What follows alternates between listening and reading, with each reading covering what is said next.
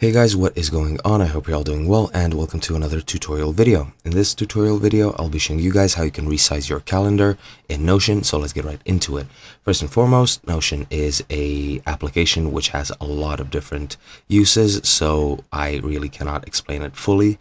One way to explain it is a text editing app and so on and so forth. Similar to Word, however, it has a lot of different functionalities.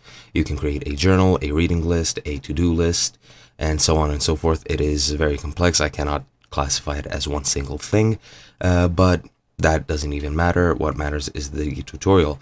As I've said, I'll be showing you how to resize your calendar, and I am talking about the embedded calendar, which you can use here. I will be embedding the Google Calendar, and let me do that quickly. I just go to Google Calendar, and I show this in another tutorial, but just grab your embed code from your calendar, and then once you're in Notion, click /embed. This is a command shortcut, and just paste your link here, and once you click on embed link, this is the calendar that you will get. Now, as you can see, once I click on any of these lines or any of these points and just drag it, I can resize it however I'd like. Of course, I can click and drag the corners if I want to do it on all axes.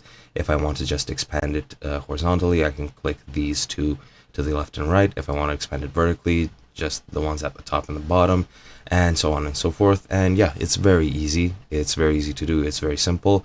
I think you might be able to resize a calendar you create in Notion. I'm not completely sure.